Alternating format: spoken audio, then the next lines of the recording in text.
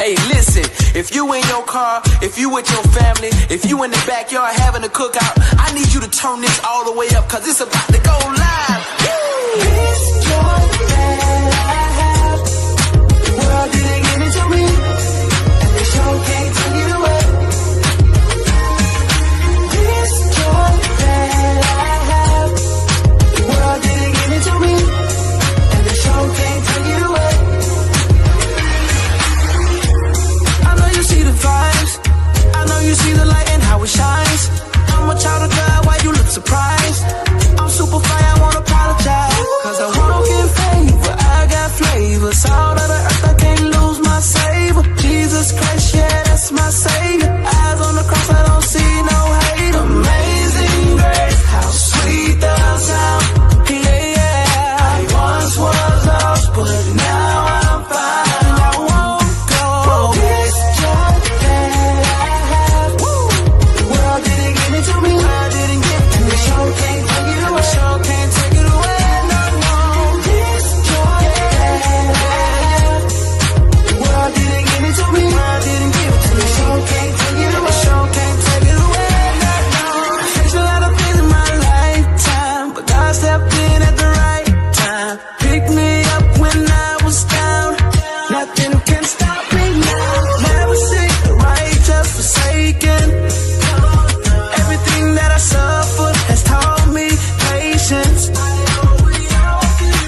All my help, it comes from you.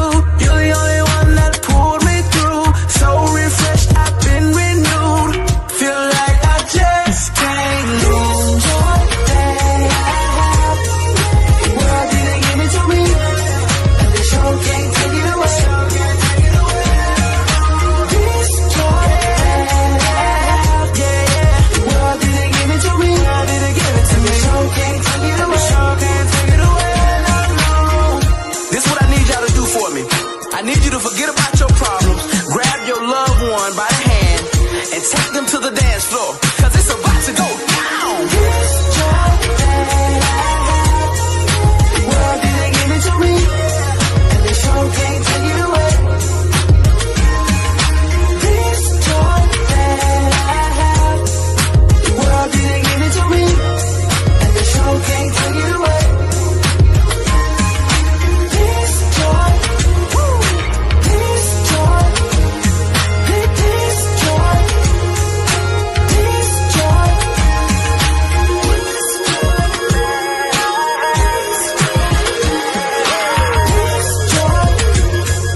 this joy.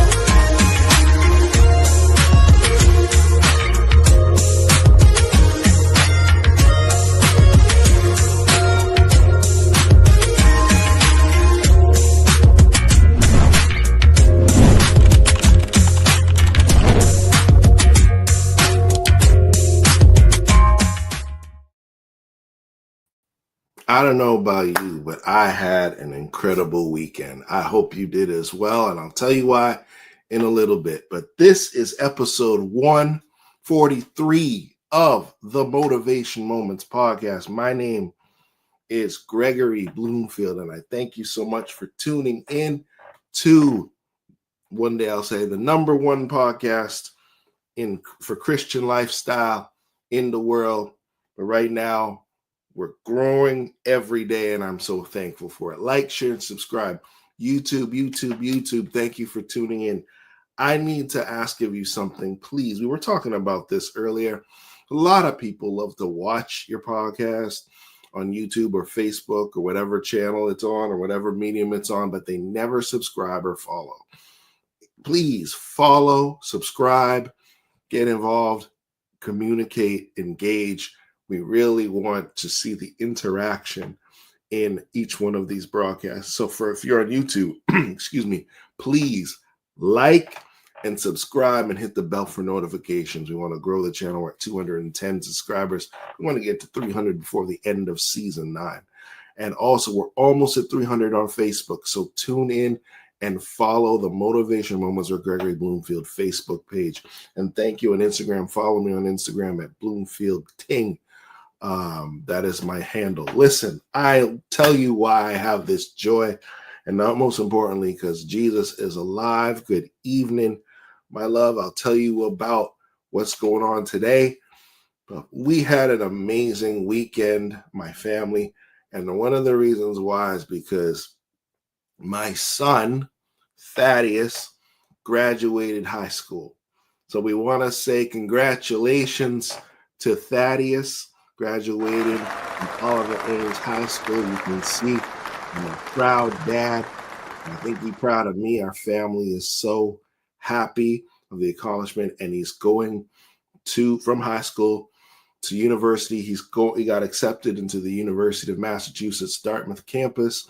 He'll be studying civil engineering, and he will be playing football for the University of Dartmouth. So I'm so excited. God bless you. I'm so proud of my son and my daughter.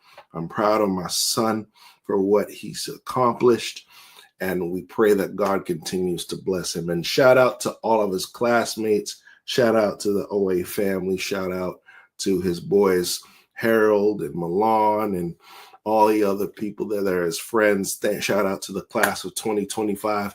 And shout out to your child, son or daughter, if they have graduated high school or college or master's program or doctorate program, GED, ESL, I don't care. If you took the courses, took the exam, and you passed with honors, or if you just passed, you just barely got through, I'm proud of you. So congratulations. Also, yesterday, on the same day of the graduation, is my 1-year anniversary of being married to a wonderful lady. You just saw her comment there, Gregory Bloomfield. So we've been married 1 whole year. It seems like a lot longer. But shout out to Zenja. We hung out this weekend. We got back for the podcast. So I just want to say thank you. I love you, and thank you for all that you do to support this ministry. Our ministry is growing. And if you want to continue supporting us, you can continue supporting us by purchasing our books, 522 Man, and also Rooted in Boldness. You can get those on sisterpamelapublishing.com. We also have merch that you can order. And I also want to announce the fact that we're working on new books for this year. So keep tuned in on this podcast. We'll pull up the flyer for the merch, and you can order a t-shirt or a hoodie or a mug, and you can, the website's at the bottom at Sister Pamela Publishing. All this stuff helps us with putting this podcast together. Some people think it's just free, just press a button and it goes on. No, there's costs involved with production and all those types of things. So these things help defray the cost. And if you've been blessed by what we've been doing, and you can see that this is not a fly-by-night situation, we're in episode number 143, and we're not stopping anytime soon, in Jesus' name. So thank you so much for tuning in. Listen, our theme for the month of June is the joys and pains of manhood. So we're going to have a whole bunch of guests this month to talk about that topic in different areas. If you missed the episodes from last week where I did a teaching on the joy and the pain of manhood, feel free to go back to episode 141 and episode 142, and you can get my biblical teaching on the joys and pains of manhood. You will be blessed. A lot of people enjoyed it, and I know you will too. Tonight, we have somebody who I consider a veteran to this podcast space, somebody who I've shared stages with. We know the same people, but we've never been on a stage like this one-on-one. And his name goes by the name Tailor-Made Speaks.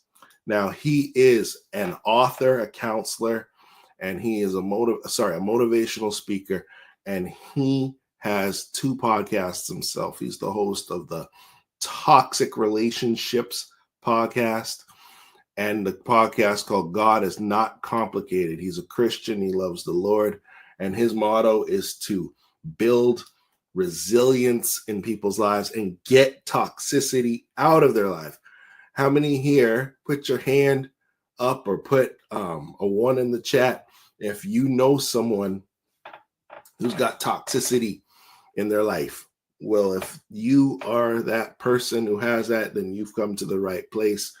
Tonight, he's also an author of 4 books. One of his greatest titles is this one that's going to come up on the screen. Why Do I Attract Toxic Women? Woo, I feel a Kevin Samuels vibe coming on there. But listen, that's our topic for today. Why do we attract toxic women? And the joys and pains of manhood, particularly when it comes to dating and relationships. You hear a lot of it from women's perspectives, but tonight we're going to talk about it from a man's perspective. So without further ado, allow for me to introduce to you my buddy, someone that I've known, that we've laughed on the same stage, and it's going to be a little bit different than previous episodes. We're going to get a little bit real and maybe a little toxic. So I want to introduce to the stage, first time on the podcast, Mr. Taylor Made Speaks.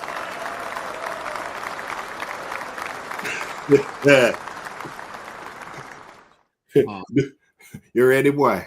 I am ready. Woo, this is going to be good. How are you, sir? I am fantastic. How are you doing today? I'm doing well. You know, I just found out a few minutes ago that you're a jam can just like me. You know what that means? Absolutely. Fire. That's why you're wearing red. Yes. It's fire tonight. It's fire. Gonna be no fire. Yes, sir. Wave up on a lighter. Anyway, but so how are things? You're in, I can say you're in Toronto, right? Yes. Okay, cool. Shout out to Toronto. We have another Canadian resident in the house as well. Absolutely. So listen. Yes, sir. I want to put the book up again. I'm going to put the title and the cover of the book, and I want to ask you the question straight up. Yeah. What inspired you to write this book?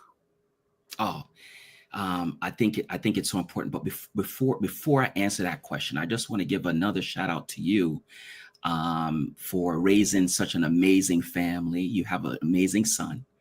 And I just want to say congratulations on a big step to your future journey, and also to your wife, because she is still allowing you to share you with us during your anniversary. So I want to say a great appreciation to her for allowing you, and for her helping you to your purpose. Oh, shout out. Thank you. Thank you so much. We appreciate that. I appreciate that totally. Making me choked up. So how first of all, even before we get into the book, let's talk about you. I love you too, honey. Who is Taylor Made? Okay, so I'm gonna start with something different. I love to shake things up. So I know that's right. I love to shake things up. So let me start by saying this. First of all, I'm a human being. You know, sometimes, you know, we have all these accolades and we kind of figure that this person is like a superhero, or this person is like, he doesn't have any feelings, or she doesn't have any feelings, and she must go. But I'm a human being. For those that are in the faith, I am a sinner. Yes, I am. I'm making it, and I'm pushing forward every single day. So I just wanted to get that out the way, right? And so now, for those that are maybe are scholars, right? I am a motivational speaker. I'm a podcast host of 2. I'm an author of 4 books. I want to make sure that I touch people's life with Jesus, so they are aware that we do have a creator and we do have a savior that saves souls. That is my ultimate goal. That wasn't my goal a few years ago, but now I'm living for the creator. And so I go around and help people change their lives. I enable them. I lift them up. I encourage them. I motivate them to be their best version. I love it. And that's why we're so aligned. because that's exactly you're a sinner. I'm the chief of sinners. So We're not. exactly. It just so you were the author of 4 books. You wrote this book called "Why Do I Attract Toxic Women?" Now, tell me what inspired you to write this book, and let's talk about dating, the joys and pains of men trying to find the right woman in their life. No, absolutely. I what inspired me to write this book is because you've always seen the social media, and majority of the time men are not prone to be vocal. Right. And I think it's very important to understand that, women attract toxic men and men attract toxic women. But what is the root cause of that? Right. And so I wanted to share my experience, especially as a Black man, vocally saying these are the things that I've experienced, and these are the things that I have added to, because it's not a one-way fold. It's a two-way fold, and some of our upbringings plays a part in that. Some of the things that we see, right? Some of the things that we hear from social media that kind of steer us into certain directions. And so I thought it was very important to get this book out and to talk about the different toxic women that I have attracted in my life, and how did I navigate to escape. Sometimes you're trapped, right? And so how did I escape some of these situations? And so that's the reason why I wrote this book, to see if it can shed some light and to be a help to others. So you talk about toxic women, and this 2/3 of my audience are women. So I gotta take my glasses off for this one. So it's like you're using the word toxic, and it can be very triggering to some women who are not strong enough to hear the word. What do you mean I'm toxic? Oh man, and it becomes a battle of the sexes, right? Yeah. How would you define, or how does the book describe what a toxic woman is? Right. So few things that you can point out. First of all, there's a twofold to this, right? You're talking about physical things that can describe toxicity, and then there's the supernatural things, right, that can describe toxicity. So it depends on what angle you're coming from. Number one, sometimes it's manipulation, right? Sometimes you're in a situation where you get manipulated. And some of you have experienced it from both sides, right? From man and women. Sometimes it is a mixture of disrespect. You can really see if somebody respect you or disrespect you, like going to a restaurant. Like, these are some of the things, right? Going to a restaurant, how does she treat the waiter? Right? If she's a single mother, maybe, how does she treat her kids? How does she treat her mother and her father if they're still living? Right? So there's certain ways that you can detect if a woman is toxic. And not only that, how does she deal with conflict? Because, a lot of times you see a lot of arguments in relationship. And like I said, it's from both ends. But when we're talking from a male perspective, is she an argumentative person? And how does she deal with conflict? Do she sit down and say, hey, look, I'm willing to talk and work things out? Or it's just a wall that is being put forth in front of you, and it's just a one-sided conversation. So these are some of the things that I touch on in the book as far as being toxic. So, okay, and those are common things. So let's unpack this a little bit further. From 3 to 1. We're gonna go backwards. So we're talking about someone who's argumentative. The Bible teaches us that it's better to be on a rooftop than to be with a cantankerous woman. Yeah. So, and what are some of I want to be a little granular. Yep. So, for the men that are watching or will be watching, and they're dating a woman and they see some of the signs, Can you give an example maybe of someone who was cantankerous? Because sometimes what ends up happening is that men that may be insecure, that can't handle disagreement, they mistake the sign of a woman, standing up for herself to being toxic. I'll give an example. If a woman raises her voice back to a man, it does not necessarily mean that they're cantankerous. It may mean that they're standing up for themselves, and everything is situational. How would one be able to clearly, unequivocally identify someone who's cantankerous or disrespectful? Because sometimes it can be misconstrued based on the psyche of the man. Does that make sense? No, absolutely. I think it's growth. And the reason why I say it's growth is because, like I said, social media, TV shows us one aspect, and then maybe what you saw in the household, right? Your mom is engaging with your father, right? I don't think that a lot of times you see both sides and the fullness of that conversation. Some parents hide it from their kids, right? Some people would say in their household they never saw their mother and father argue, right?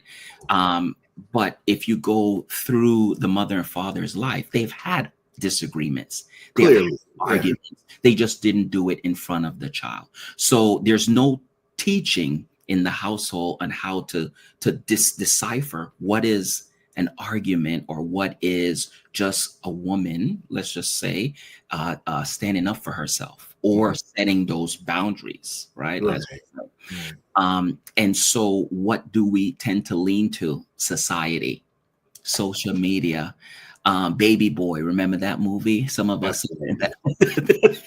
Jody. Yeah. And so we tend to lean to social media, and social media is teaching us, right? But I think over the years, for myself and for yourself, that we have learned that let's dissect this situation. It might be heated at the moment. Right? I'm not listening to you. You're not listening to me. Let's take a step back and come back to the conversation. But the thing is, it takes time to get there, right? Unless you're going to a therapist or unless you're going to a counselor right away, you're not going to know how to do those things, right? And so for me, when I was younger, was I hot-headed? Absolutely. Me too. Right? If you disagree with me, I thought you were being disrespectful. That's the point I'm getting at. Is that some people disagreeing is not necessarily disrespect. Now, I will say this as well, Taylor, is that you can disagree with someone and be disrespectful. Like the one thing that I will never, because I've been in relationships where they were everything that you described in terms of toxic, like unforgiving, always, the microaggressions, the small, like talking about, I'll give a real life example. Whenever we would go out, this individual that I used to be with, anytime that we would go out, she always found a way to belittle me amongst my friends or amongst my own family. Like they would find a way to and she would pass it off like sarcasm. But I believe, tell me if I'm wrong. Yeah. I believe sarcasm is the precursor to verbal and physical abuse. Be careful of people who are always sarcastic. Absolutely. Yeah. No, absolutely. I totally agree. And they always mask it with a joke. I'm joking. Yeah, no, it's joking. Or can't you take a joke? Oh, you're too serious. Right. That's another thing that people tend to say. You're too serious. But it's mask. Right. And to be honest with you, sometimes, and see, this is where it gets very dangerous, is when the person say, well, this is just who I am. And and if you can't accept me for who I am, here we go. Here's the red flag. If you can't accept me for who I am, then I guess we don't need to be together.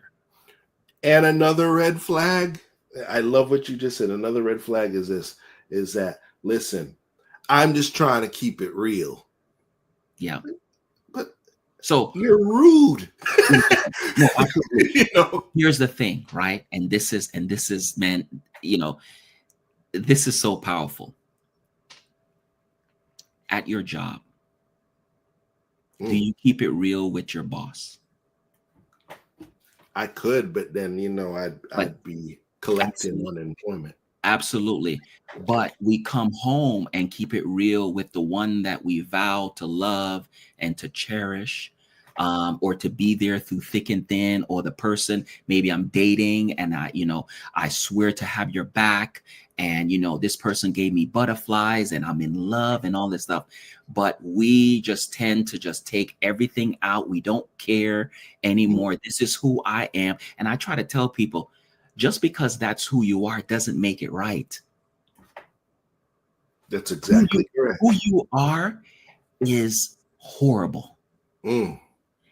And it's a time to change who you are, right? Because, go ahead.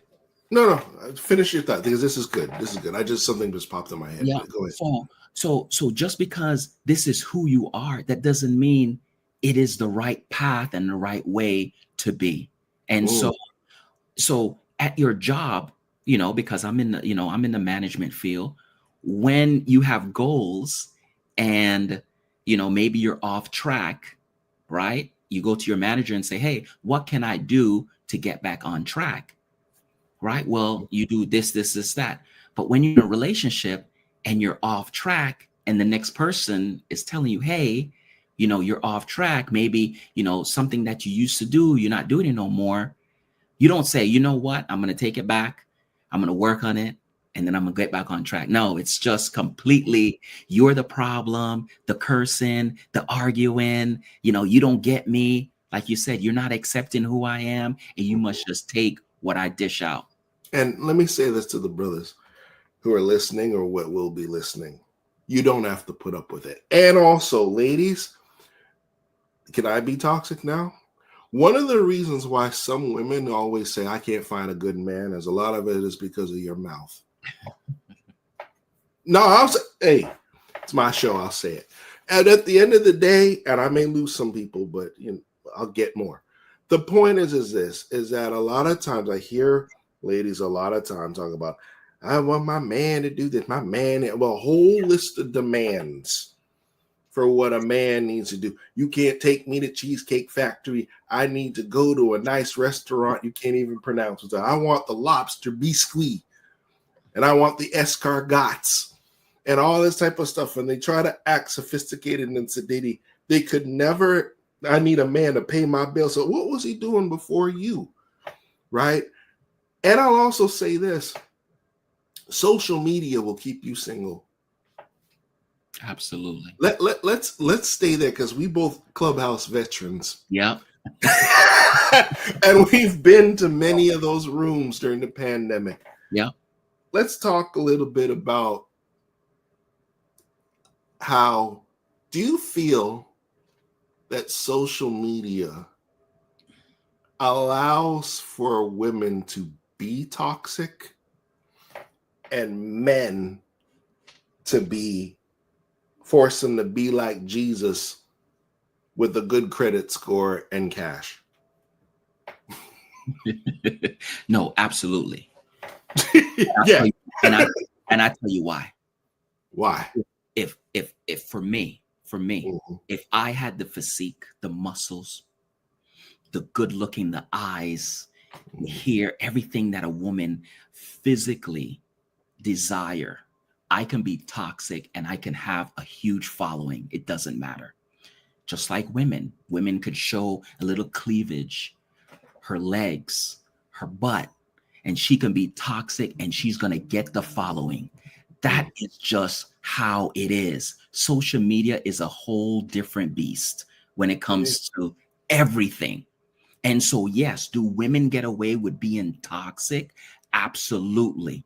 100%. All she has to do is look a certain way that the social media rhythm is looking for, and she will go viral, and she could say anything that comes out of her mouth and people will praise it. And then guess what? For some reason, that viralness and that trend goes, and then men would be like, you know what? Oh, she's real. She's real. I like that. I like that sassiness. They get drawn to that, not knowing that that is not what a woman is made up to be. Completely not. Completely. And yes, when it comes to a man now, what you said, do we have to be? Yeah, we have to check all the boxes. We got to dress. We got to have the shoes, the car, the credit score, because that's the first conversation. What's your credit look like? What job do you have? Are you an owner of a company? Because if you're not an entrepreneur and have a company or a CEO or something, they're looking for 3-letter words, right? Where can you take me? Is a first date. Or I have had a friend that she said that she need her nails, her hair, and an outfit to go out on a date with him. Right. And so it has become this supernatural, or not supernatural, superficial kind of market now, where you have celebrities. That's this whole thing that's showing cars, showing chain. People, I'm going to say this, but I'm not going to call on name. People on social media crying, saying they're not getting paid money, right, for doing films. But then the next post that they do, they got jewelry on with gold in their mouth. I thought you were just broke, right? So social media has taken it to a whole nother level. And so driving how people see their future. Yeah. And it's frustrating because our younger generations, they see that and they think that's real. Forget younger generations. I'll even say people in their 30s. And so because I remember before I met my wife, I was talking to somebody and she told me straight up, like, look, if you want to be with me, and she gave me an itemized list of her maintenance. Hair, every 6 weeks, this is how much I spend. Nails and mani-pedi, and I only do white toes. Only do white. X amount. Waxing. X amount. And I'm like, we're not even in a relationship, and you telling me all of this? And I said, you understand I got 2 kids, right? That I need to support. It's called child support. Well, you're going to have girlfriend support. The devil is a hotline from hell. That when you lead with that, that's toxic. So, and go ahead. So I was going to say, it's so funny.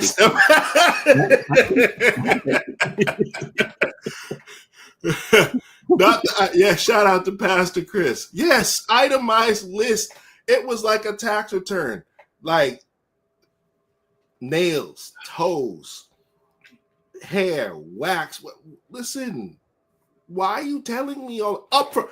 We haven't even gone out. We're just talking. So it's really a great conversation. I mean, I love talking about conversations like this because, when you have those itemized lists, everybody have their so-called lists or the desires of what they want, right? But it's just very puzzling to me that, somebody would have a list of an upkeep of themselves. Like you're responsible for the upkeep of their self. What were you doing before me? Well, the other guy, the next dude was doing the upkeep. And see, here's the thing. Then you have it where the average person in America is just making it. They're just making it by income $45,000 a year in the United States. Yeah. So here's the thing: who is maintaining that list more than one man? So taking me out to dinner, he's good for that. Paying my car note, he's good for that. Paying my child's daycare, he's good for that. My upkeep, he's good for that. So by the time you know it, this woman is entangled with 5 different men that plays a part for her lifestyle. And none of them dudes want her, and she end up single and end up cat lady. Yes, sir. That's a whole nother conversation. Absolutely. Yeah.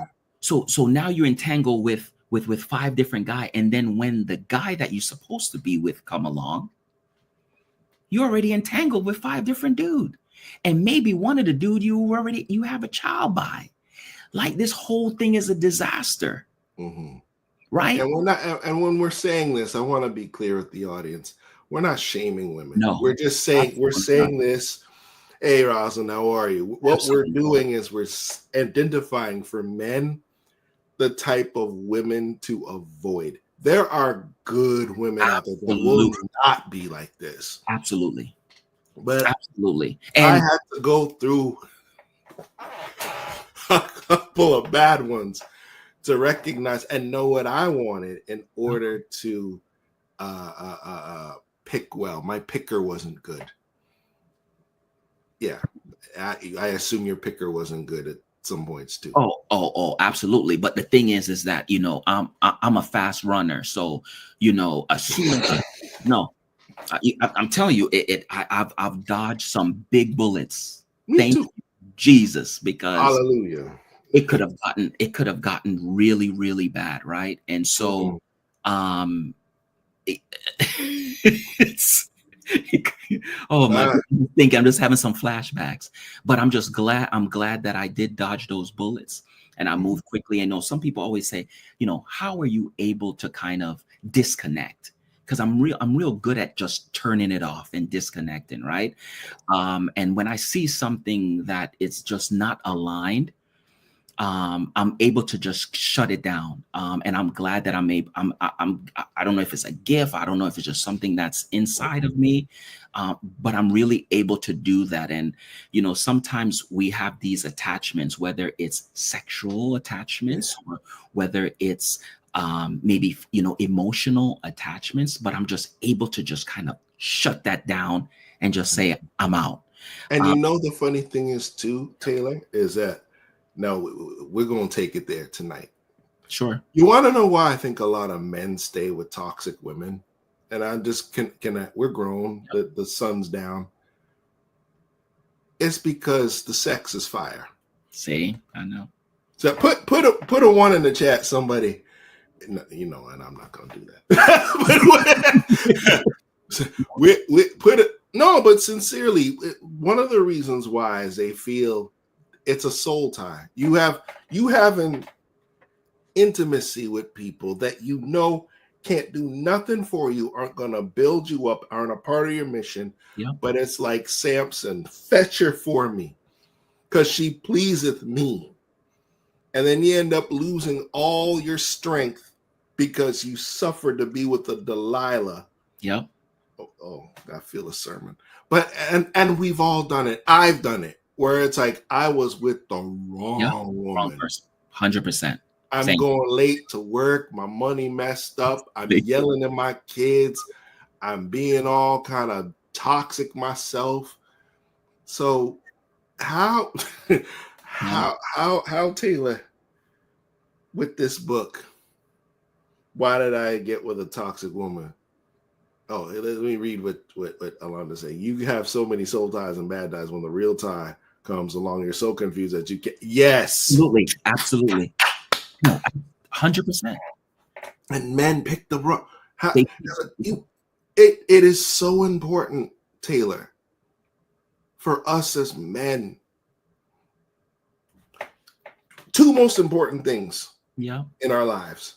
Number 1 is giving your life to God in a relationship with Jesus Christ. That's the most important thing you could do.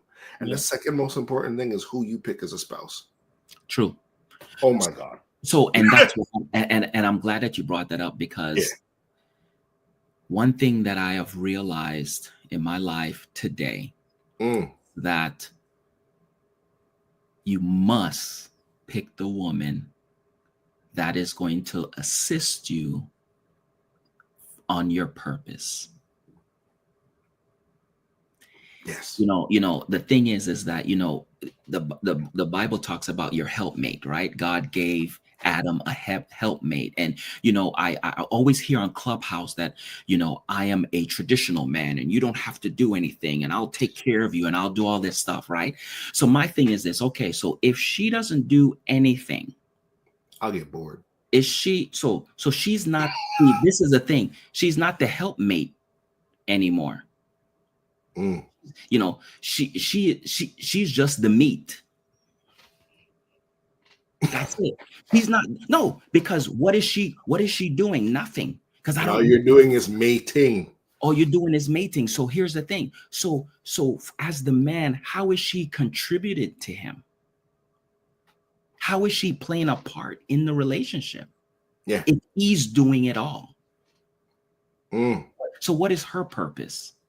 And God has placed, and I want everybody to listen to really hear me out, because I know I'm going to get some stuff in the my message. I am not saying that a woman can't not have her own purpose, her own desires, and go after her own dreams. But God made it so that the woman joins the man to help the man to go after his purpose and his dreams and for the family. Right. And so that's why, the man will take the brunt of any danger that's coming into the family. He takes the hit. Right. He goes out there and be the provider. I'm not saying that women can't be the provider also. Right. But she's there to help the guy. Every successful man that you have seen. Right. Except for Elon Musk. Don't even mention that. Every successful man, you've seen that woman behind the scenes. Whenever you talk about Jeff Bezos, you're talking about Apple, all those successful men, you've seen the woman behind the scenes, right? God has designed for the woman to help the man to propel him to the next level, right? And so now what we have seen in society is that a woman don't need a man anymore. I don't need a man. And the men now is saying, I don't need just one woman. I need about 10 women. And they can barely afford half of one. 100%. So yeah, for that person that just commented a little while ago saying that, yeah, we're confused. We're confused. The information that's coming to us, God is completely out the picture now. And now there's confusion. And so with this book that I decided to write is showing, yes, men, there is things that's from our past, that's in our society, that contributes to us attracting these toxic women, right? And not only that, and here are some of the signs that's in these women that you need to be careful of, right? My desire is to have everyone meet the person that they are supposed to meet. Yes. Right? Like you said, there are amazing women out there. Yeah. I know that for a fact. There's beautiful women, there's smart women, there's courageous women, there are CEOs, there's women that's Fortune 500 owner of companies. There's women that can take a man from nothing and make him into something. Right? There's a woman that can be a great mother and a great a family person to hold the household together. Absolutely. And I want those men to match with those women.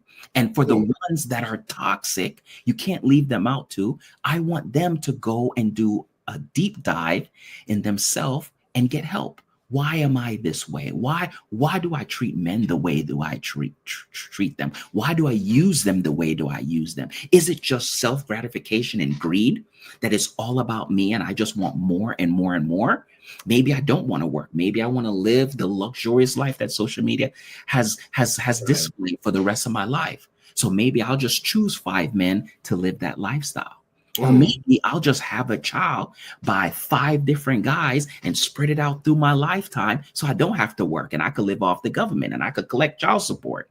I know I said a lot. Yeah, you said a lot. But it's good. We're here with Taylor Made Speaks.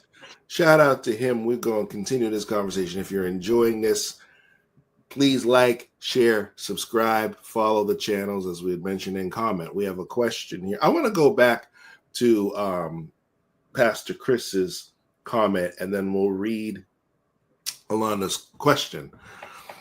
Surely do hope some 20-something brothers are listening. Surely, I'm assuming, do hope that 20-something brothers are listening with intention of learning. I should have had this conversation many moons ago, would have saved money, emotions, and mostly important time. Amen. I want to put a pin in this because that's one of the questions I have for you.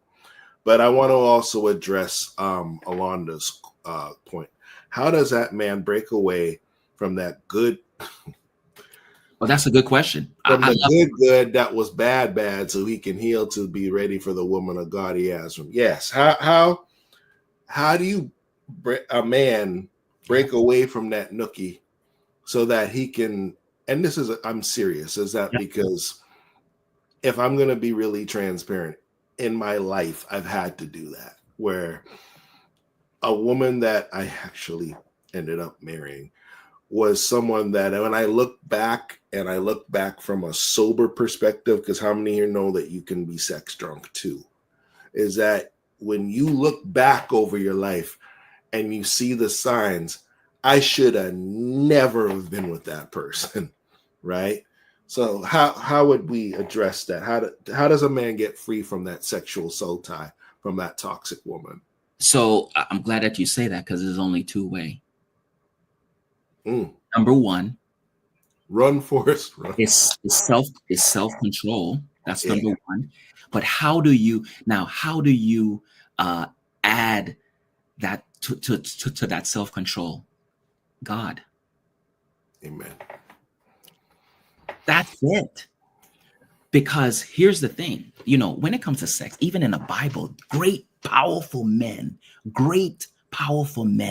fell because of what?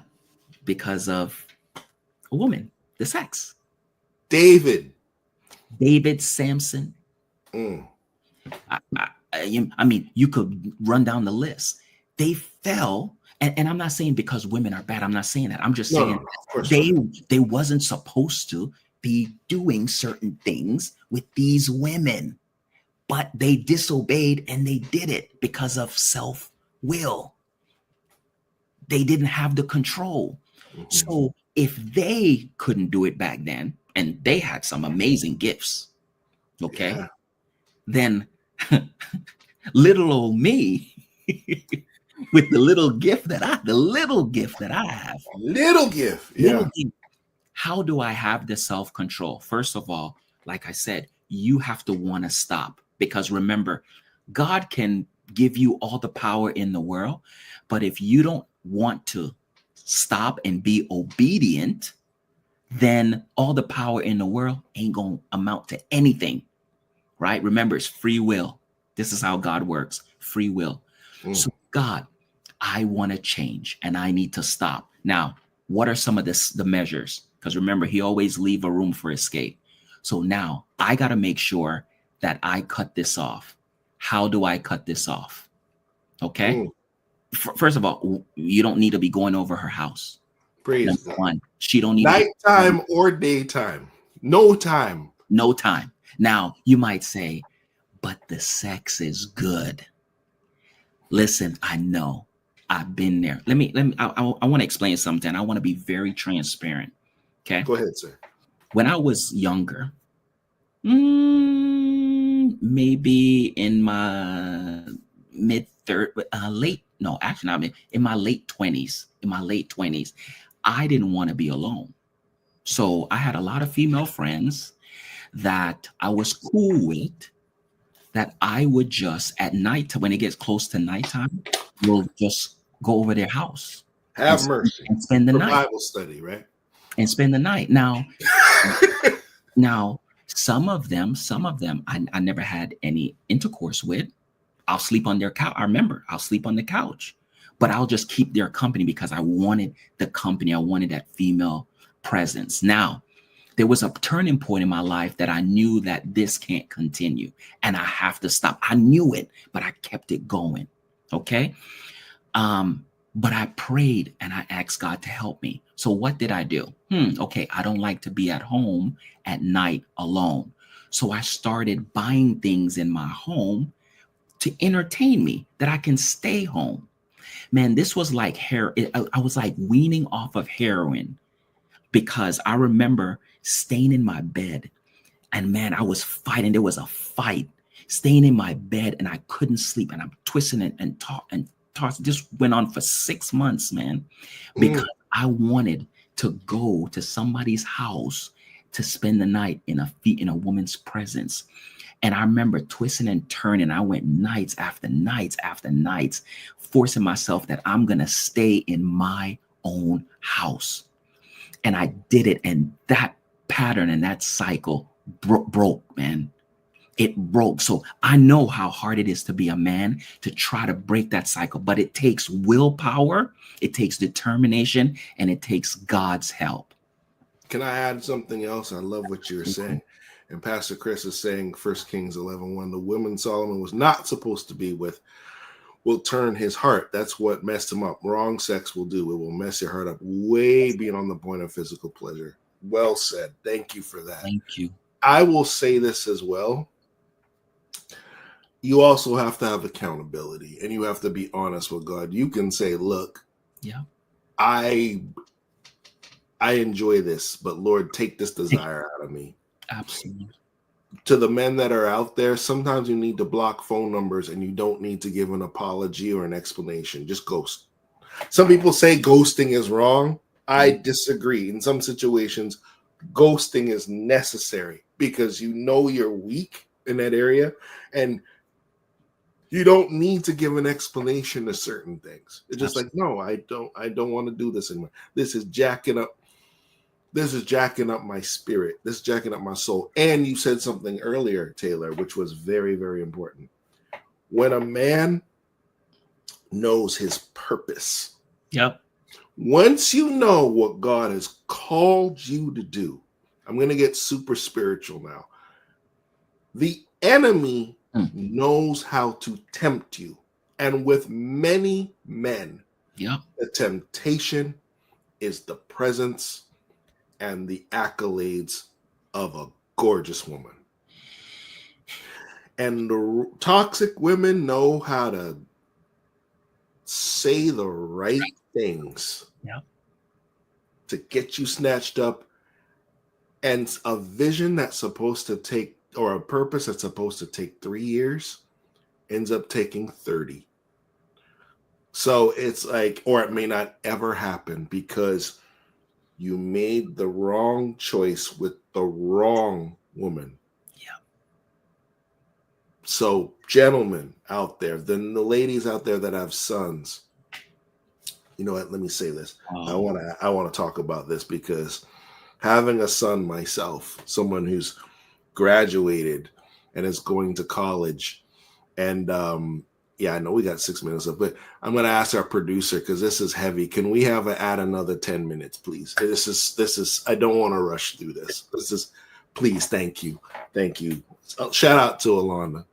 We're gonna go a little bit over because this, I feel the Spirit of God moving. I'm not saying I don't play around with this. We have made mistakes as men, and I ain't blaming the women necessarily. I made the choice to sleep with her. I made the choice to go to that bar or go to that place where I had no business being. I had the choice to go to that website. I had the choice to go do some things that I really had no business doing. Why? Because I was hurting, I was lonely, or whatever. And there's a man out there that is going through this problem. And we're talking to men specifically. Ladies, you can listen, but share this information with the man who's in your life, whether it's your son or your nephew or whatever. Speak in that camera, Taylor, about how to get free, and speak to that man to give him encouragement and let them know that your purpose is greater than the pleasure that you're feeling. So, for those that's out there that's listening right now, I've been there. Gregory has been there. We've all been there. The difference is some people are still there And then there's those that have overcame and is still fighting to make sure that they don't go back. But it's a twofold to this conversation. We're talking about the physical, which is the self-will, and then also the spiritual. We haven't even dig deep into the spiritual sense of this, because it's a fight. Men are supposed to be the head. They're supposed to be the leaders, right? And so by you spread out with multiple women because of sexual drive or sexual desire for the women or the woman that is not even for you on your course, you have to have that self-will. Now, Gregory talked about accountability. And so maybe it's a friend, somebody that you look up to, maybe somebody professional, somebody that you don't even know because you don't really want them to know you, right? But you're comfortable talking to. But find somebody that can really be there to kind of help you, to hold you accountable, because sometimes we're weak and we just need that strength from that brother or that sister. It doesn't have to be a male, it could be a female. Secondly, you have to want to be different. You have to want to break that pattern. Maybe your father was like that. Your brothers are like that, right? And so, you just chalk it up. Well, I'm like that too. But you have to break this pattern, and you want to break this pattern, but it's a fight. And how do I do that? Then you have to be real with yourself and real with God. God, I need your help. Now, once you're real with God, God moves. I've seen him do it over and over and over. But you have to be honest and real. And once you have that self-determination to get the help, get the accountability, get the willpower, cut the phone. If you see a phone ringing at 2 o'clock in the morning, she might be the one calling you, right? You gotta be able to not answer the phone, disconnect the phone, change your phone number. Like I've went to a point where I changed all my phone numbers, so no one was able to get in contact with me, right? Because I know that sometimes you're on a journey, you're going about your business, I'm doing good, and then you get that phone call, and then you're back to square one again, and it starts all over. But you have to have that willpower. You have to have God in your life to say, God, please help me, and you have to have that accountability. So I just want to encourage each and every one of you that's out there, that's listening to me right now, that you can be a better person than who you are right now. You don't have to settle for that toxic woman that you don't know how to get yourself out of. Now, some people are in certain situation. Maybe you got properties together. Maybe you got a child together, and you're just trying to figure it out. But find somebody that you can be comfortable with sharing this information that can kind of assist you, right? And kind of guide you to where you need to be. Yeah, that was good. That was really good. That was powerful. And one of the things I love about this is just with everything you said is it's real, because there's people. One of the things on this platform, I don't want to do cookie cutter, nice flowery stuff, because there are people who are looking for motivation and looking for solutions and answers. And I got a lot of wrong information from men. And I don't think I would have made the mistakes that I made and been with the people that I was with if I had have gotten good accountability and guidance. Like, I lost my dad when I was 21, and I kind of had to figure out a lot of this manhood stuff on my own. My mother did the best she could, but she's not a man. So, she couldn't really help. I want to ask one final question before we sign off, because I feel impressed to ask this question. Now, I have a son. He just recently turned 18. He graduated high school. He's on his way to college. He has a girlfriend. I'm very proud of him.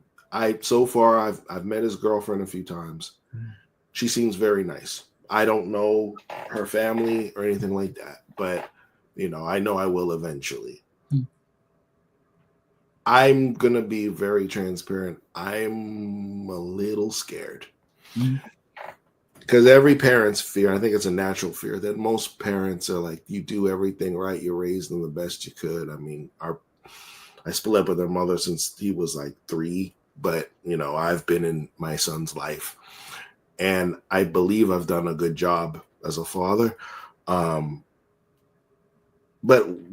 I pray that he doesn't get her or anyone, frankly, teenage pregnancies or breaking women's hearts or anything along those lines, and make the same dumb mistakes I made.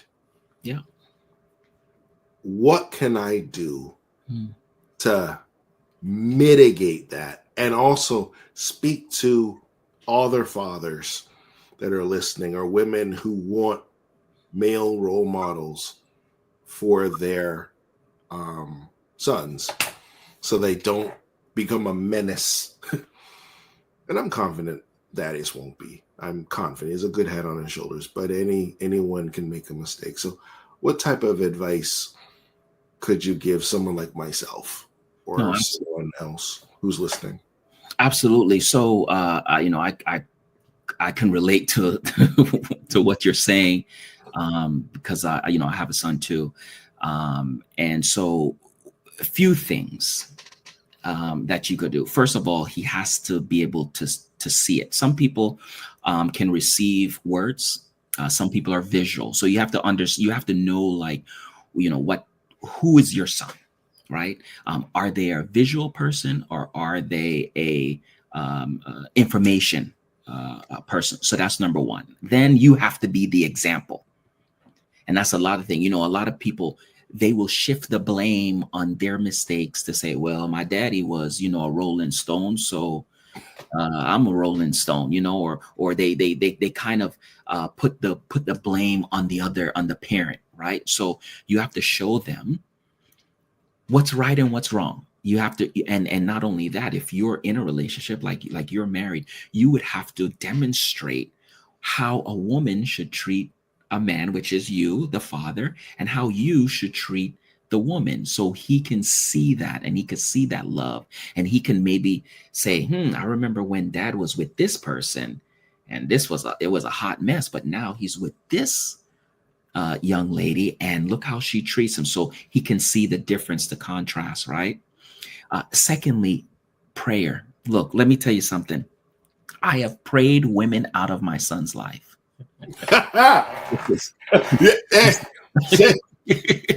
Somebody else can relate. If you can relate to what this man just said, put that in the chat, please. Have you ever had to pray? Have you have to pray some booger away from your daughter, or you have to pray some ninja away from your daughter, or some Jezebel or some Delilah away from your son? Yeah. Put a 1 in the chat. Absolutely. Look, I don't care, and my son understands. I don't care how much do you love her. One thing that I can say, right, is because I've been there, done that, and that's the thing, right? We're parents. We have been there, done that. We can see. I have to be the seer. It's just a faith term. The seer for my son. See, the thing is, if we go Christian or go biblical or go faith, right, some of the patterns that we have experienced will go to our siblings or our bloodline, our generation, our kids. So we have to break that, right?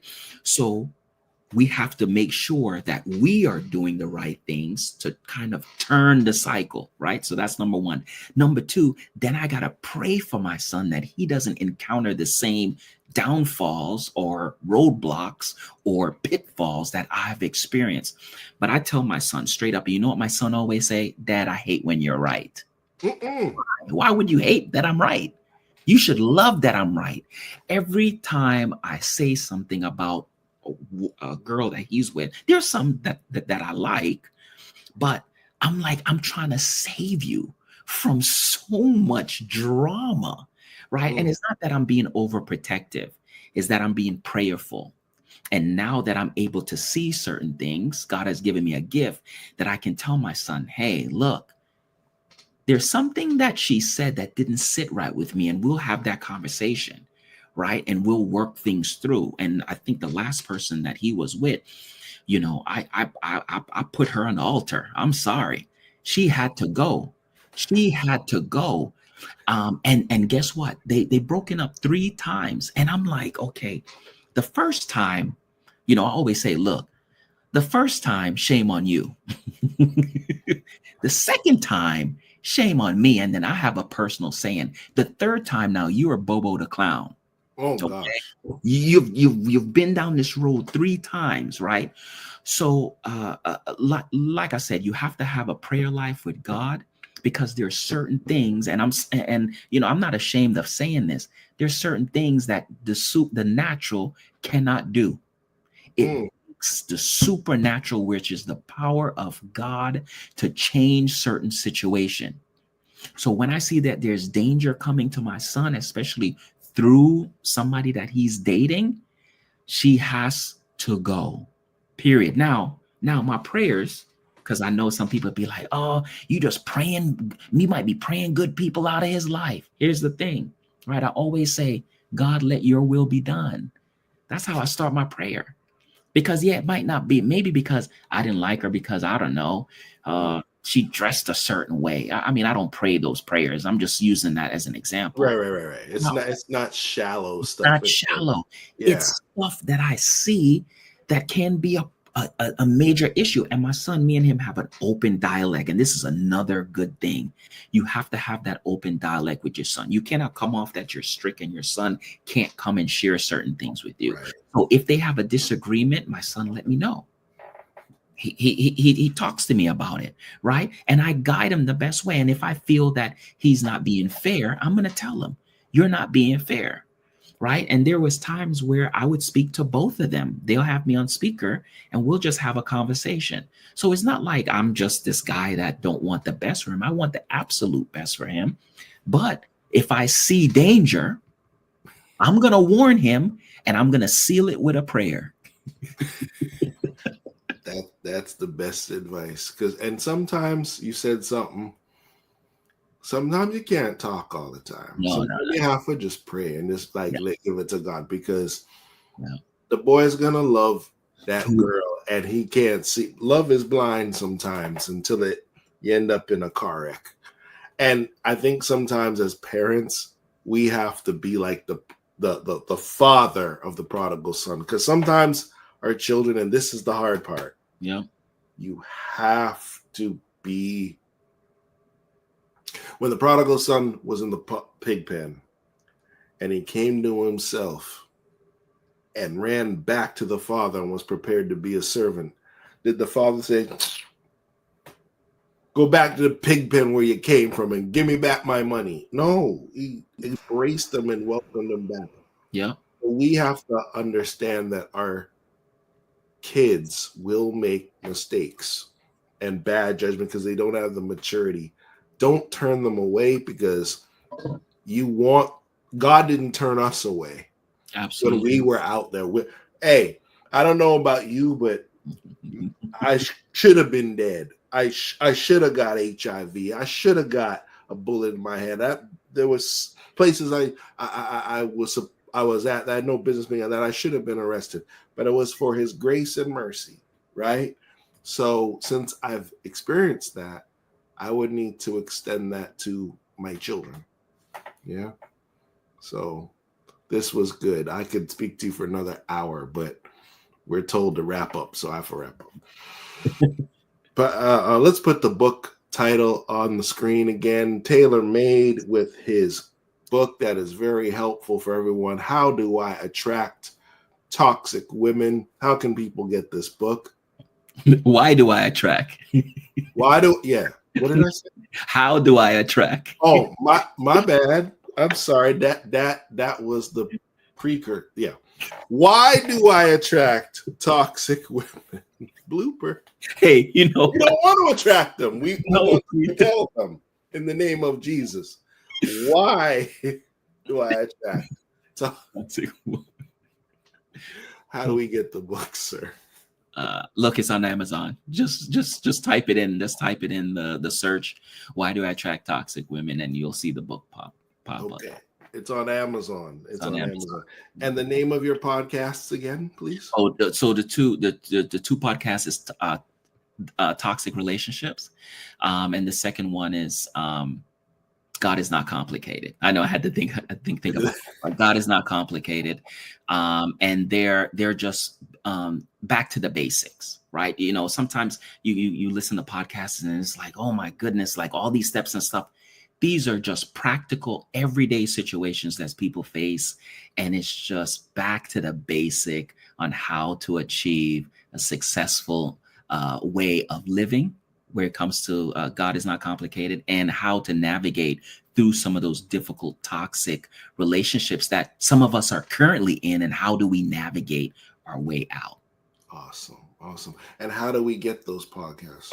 So the podcast is on Apple, Spotify, it's on Google Cast, and it's on iHeartRadio, a matter of fact. So you could just search for God is Not Complicated, and you'll see my face on there. And for the Toxic Relationship, it's on Apple, Spotify, and also iHeartRadio too. I'm in a yellow blazer. You'll just see half my face.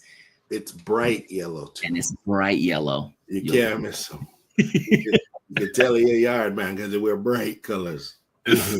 Anyway, but yes, thank you so much, Taylor, for stopping by in the Motivation Round. We're going to see you again, actually, because I don't have the flyer yet, but it's coming on June the 22nd. We're going to be having a men's panel, and Taylor will be one of the panelists on the men's panel. So you want to circle in June the 22nd. We're going to have a really great conversation. More details will be released later on. We are going to sign off for the evening. Please, if you support me, support him. You can support him through going to Amazon, purchasing his book. You can also go to anywhere where you digest your podcast to get episodes of Toxic Relationships and God is Not Complicated. And also Motivation Moments is on Spotify as well. You can go and check out previous episodes of this podcast on YouTube, Facebook, and also don't forget to donate to this podcast at PayPal, BloomfieldTing@gmail, or Cash App, Bloomfield Ting, or pick up some merch. Pick up a book as well. We have multiple ways to support this ministry. The merch you can get it from sisterpamelapublishing.com. Books, sweatshirts, mugs, t-shirts. We got women's tees too. See the white one with the V-neck? Those look better in a blazer with some heels. That's what my wife says, some heels and some jeans. You'll look splendid. All right. So thank you so much for tuning in. We will be back next Sunday, Thursday. We're gonna have a repeat episode, but next Sunday we're gonna have a brand new interview. And remember to circle June 22nd for the men's panel. Until next time, thank you, Taylor, for joining us. Thank you for having me. No doubt. And thank you to everyone for watching. My name is Gregory Bloomfield. This is Taylor Made Speaks. Be encouraged, be inspired, and be motivated. God bless. Have a blessed week. Hey, listen, if you in your car, if you with your family, if you in the backyard having a cookout, I need you to turn this all the way up because it's about to go live. Woo!